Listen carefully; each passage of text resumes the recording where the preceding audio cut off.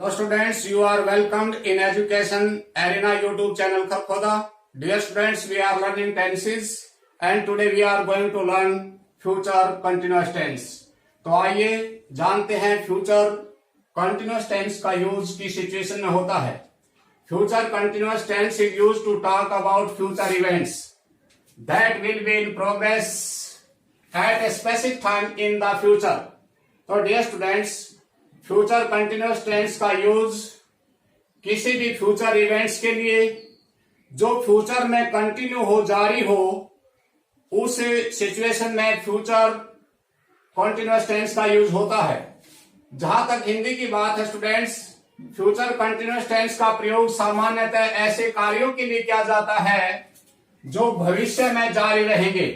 ऐसे वाक्यों के अंत में रहा होगा, रहे होंगे, रहा होगा, रही होगी पाया जाता है. यहां पर देखिए, मैं शाम को टीवी देख रहा हूंगा, माताजी खाना पका रही होगी, वे शाम को क्रिकेट खेल रहे होंगे, राधा अपना पाठ याद कर रही होगी, मैं कल इस समय दिल्ली जा रहा हूंगा, मैं कल इस समय दिल्ली जा रहा हूंगा. तो स्टूडेंट्स देखिए, ये जितने भी सेंटेंसेस हैं इनके अंत में रहा होगा, रहे होंगे, रही होगी आदि पाया जाता है. दूसरा स्टूडेंट्स, इसमें जो भी एक्शन है वो फ्यूचर में जारी रहेगा. तो इस सिचुएशन में फ्यूचर कंटिन्यूअस टेंस का यूज होता है. राधा अपना पाठ याद कर रही होगी, मैं कल इसमें दिल्ली जा रहा हूं. देखिए स्टूडेंट्स, मैं बात तो हम प्रेजेंट में कर रहे हैं और फ्यूचर में हम एक गैस, एक अनुमान लगा रहे हैं कि ऐसा हो रहा होगा. तो आइए देखते हैं इसका स्ट्रक्चर क्या है स्टूडेंट्स. सबसे पहले सब्जेक्ट, फिर विल, शैल, बी, इसके बाद V1 plus ING plus object. Dear students, यहां पर देखिए, इसमें शैल बी और विल बी हेल्पिंग वर्ब का यूज होता है. अब क्यों होता है, जबकि इससे पहले हमने पास्ट कंटिन्यूअस पढ़ा, प्रेजेंट कंटिन्यूअस टेंस पढ़ा और वहां हमने देखा कि ईजेएमआर के साथ V1 प्लस आईएनजी का यूज हुआ. पास्ट में हमने देखा कि वाज वर्ब के साथ V1 प्लस आईएनजी का यूज हुआ. तो डियर स्टूडेंट्स, यहां पर शैल विल के साथ V1 प्लस आईएनजी का यूज क्यों नहीं हुआ? ये एक लॉजिक है स्टूडेंट्स. देखिए, कंसेप्ट है, शैल और विल एक मॉडल वर्ब हैं और मॉडल के साथ हमने पढ़ा था कि मॉडल ऑक्सिलरी के साथ जो होता है वो हमेशा वर्ब की फर्स्ट फॉर्म का यूज होता है. तो डियर स्टूडेंट्स, इसलिए यहां पर शैल विल के साथ बी का यूज हुआ, इसके बाद वर्ब के साथ आईएनजी लगा. तो ये बात क्लियर हो गई होगी कि यहां शैल और विल के साथ बी क्यों लगा. बी क्योंकि शैल विल एक मॉडल वर्ब है और इसके साथ V1 होना चाहिए, तो इसलिए ये बी, इसलिए यहां पर बी का यूज हुआ है. आगे देखिए, नेगेटिव सेंटेंस में सबसे पहले सब्जेक्ट, इसके बाद विल, शैल, इसके बाद नोट, फिर बी. तो डियर स्टूडेंट्स, नोट जो है वो शैल और बी के बीच में या विल या बी के बीच में नोट लगेगा. इसके बाद V1 plus ING plus object. Interrogative sentence में शैल विल सब्जेक्ट से पहले, इसके बाद बी, इसके बाद V1 आईएनजी, इसके बाद ऑब्जेक्ट और लास्ट में साइन ऑफ इंटरोगेशन. यदि सेंटेंस इंटरोगेटिव नेगेटिव है तो शैल विल सबसे पहले, इसके बाद सब्जेक्ट, इसके बाद नोट, बी, इसके बाद V1 plus ING plus object plus interrogative. और डियर स्टूडेंट्स, देखिए, वैसे एडवांस जो इंग्लिश ग्रामर है उसमें हर सब्जेक्ट के साथ विल का यूज होता है और शैल का यूज एक विशेष परिस्थिति में होता है. तो आप यदि कि सबके साथ विल का भी यूज करते हैं तो भी वो गलत नहीं माना जाता. लेकिन चूंकि हम फ्यूचर कंटिन्यूअस टेंस को सीख रहे हैं और फ्यूचर कंटिन्यूअस टेंस में हमने पढ़ा कि आई और बी सब्जेक्ट के साथ शैल का यूज होता है, बाकी ही, से, इट, यू, दे के साथ विल का यूज होता है. आइए स्टूडेंट्स कुछ एग्जाम्पल करते हैं. हम शाम को क्रिकेट खेल रहे होंगे। तो डियर स्टूडेंट्स, हम वी के साथ we shall be playing cricket in the evening. ये हमारा हुआ अफर्मेटिव सेंटेंस। हम शाम को क्रिकेट नहीं खेल रहे होंगे। We shall not be. तो डियर स्टूडेंट्स, देखिए नोट जो है वो शैल बी के बीच में नोट का यूज हुआ है। We shall not be playing cricket in the evening. Interrogative बनेगा shall we be playing cricket in the evening, last में sign of interrogation. Shall we not be, interrogative भी और negative भी हुआ। Shall we not be playing cricket in the evening.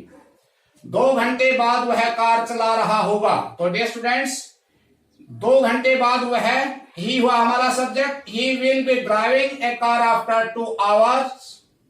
He will not be driving a car after 2 hours. Will he be driving a car after 2 hours? तो dear students, ये थे हमारे future continuous tense के कुछ example.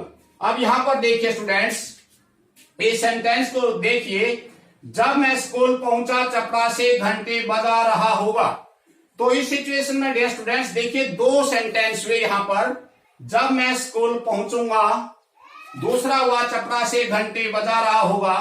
तो dear students, ये जो पहुंचने का कार्य हुआ है और उस समय पर फ्यूचर में एक एक्शन जारी है और वो है चपरासी घंटे बजा रहा होगा।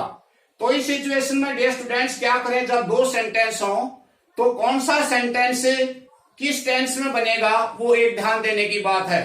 तो यहां पर देखिए, जब मैं स्कूल पहुंचूंगा, डियर स्टूडेंट्स, ये जो एक्शन है, ये जो कार्य है, इसको हम प्रेजेंट इंडेफिनिट टेंस में दिखाएंगे।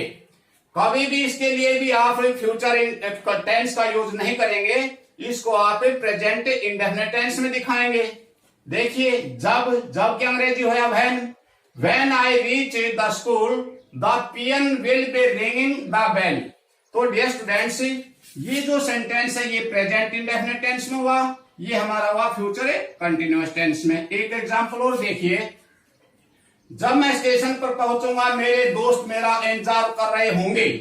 तो डियर स्टूडेंट्स देखिए, जब मैं स्टेशन पर पहुंचूंगा, एक सेंटेंस यू और एक हुआ मेरे दोस्त मेरा इंतजार कर रहे होंगे। तो डियर स्टूडेंट्स, इस सेंटेंस को, पहले वाले सेंटेंस को प्रेजेंट इंडेफिनिट टेंस में बनाइए और दूसरे को फ्यूचर कंटिन्यूअस टेंस में। When I reach the station, my friends will be waiting for me। तो डियर स्टूडेंट्स, ये हमारा हुआ प्रेजेंट इंडेफिनिट टेंस में और ये हुआ फ्यूचर कंटिन्यूअस टेंस में। और देखिए डियर स्टूडेंट्स, एक बहुत बड़ा कंफ्यूजन। मैंने कहा इस वक्त मेरा दोस्त टीवी देख रहा होगा। डियर स्टूडेंट्स देखिए, मैं आपके सामने खड़ा पढ़ा रहा हूं और मैं इसी टाइम पर किसी दूसरे एक्शन की गैस लगा रहा हूं, यानी कि मैं भी प्रेजेंट में बात कर रहा हूं और मेरे साथ साथ मैं एक किसी दूसरे एक्शन की गैस लगा रहा हूं, एक अनुमान लगा रहा हूं कि वो कार्य भी इसी समय हो रहा होगा। तो डियर स्टूडेंट्स, यहां भी देखिए, मैं कह रहा हूं, मैं यहां प्रेजेंट में खड़ा हुआ कह रहा हूं कि इस वक्त मेरा दोस्त टीवी देख रहा होगा। तो डियर स्टूडेंट्स, जब मैं प्रेजेंट में हूं और प्रेजेंट में ही किसी दूसरे कार्य के जारी रहने के बारे में बता रहा हूं, हालांकि इसके अंत में भी रहा होगा है, लेकिन डियर स्टूडेंट्स याद रखना, इसके लिए हम फ्यूचर कंटिन्यूअस टेंस का यूज नहीं कर सकते।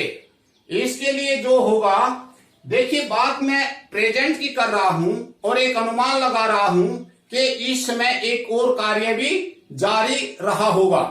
तो इस सिचुएशन को समझिए। यदि मैं कहूं कि कल इस वक्त मेरा दोस्त टीवी देख रहा होगा, कल इस वक्त, तो मैं बात कर रहा हूं फ्यूचर की। लेकिन जब मैं कह रहा हूं कि इस वक्त मेरा दोस्त टीवी देख रहा होगा, तो डियर स्टूडेंट्स, वो देखने का कार्य भी तो प्रेजेंट में हो रहा है और जो मैं अनुमान लगा रहा हूं, जो मैं कह रहा हूं, वो भी एक प्रेजेंट में है। तो इस सूरत में हम क्या करेंगे वो देखिए। इस सूरत में स्टूडेंट्स हम यूज करेंगे सब्जेक्ट, इसके बाद would be, may be, might be, must be, V1 plus ING plus object. अब देखिए यहां पर वुड बी किस सूरत में यूज होगा, डियर स्टूडेंट्स, मैंने कहा कि इस वक्त मेरा दोस्त टीवी देख रहा होगा। अगर वहां पर प्रोबेबिलिटी है, यानी कि मेरा अनुमान है, मेरा ये गैस है कि वो 70-80% जो है चांस है कि वो टीवी देख रहा होगा, तो डियर स्टूडेंट्स मैं वुड का यूज करूंगा।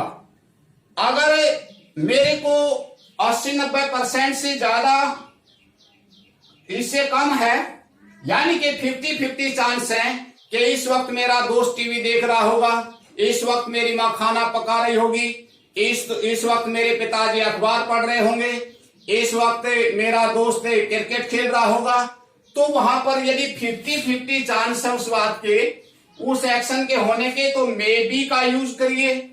यदि ज्यादा उससे भी कम है, शायद यदि मैं कहूं कि शायद इस वक्त मेरा दोस्त टीवी देख रहा होगा, तो डियर स्टूडेंट्स वहां पर जो पॉसिबिलिटी है वो काफी कम है। यदि मैं काफी कम पॉसिबिलिटी दर्शाना चाह रहा हूं तो माइट बी का यूज करूंगा।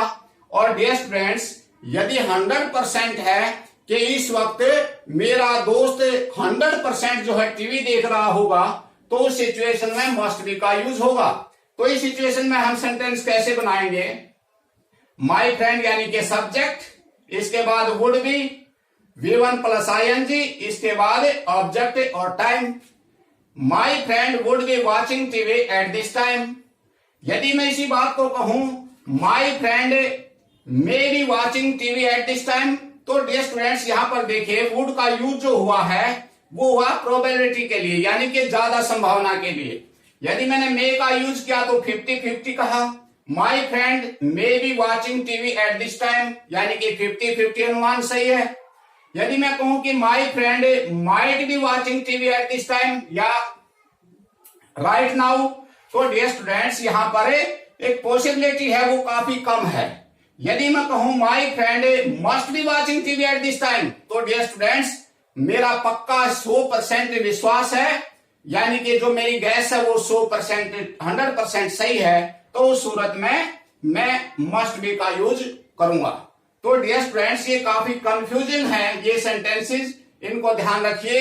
यदि देखिए, यदि मैं कहूं कि कल इस समय मैं टीवी देख रहा हूंगा या कल मैं इस समय क्रिकेट खेल रहा हूंगा, तो डियर स्टूडेंट्स यहां पर मैं कल की बात कर रहा हूं, यानी कि फ्यूचर की। यदि मैं कहूं कि इस वक्त मेरा बेटा क्रिकेट खेल रहा होगा, तो मैं प्रेजेंट में कह रहा हूं और प्रेजेंट में ही मेरा बेटा कुछ कर रहा है, तो उस सिचुएशन में फ्यूचर कंटिन्यूअस टेंस का यूज नहीं करते, वहां पर would be, may be, might be, must be का यूज V1 प्लस ING का यूज होता है। होप स्टूडेंट्स आप इस कंसेप्ट को अच्छे से समझ गए होंगे। Thank you.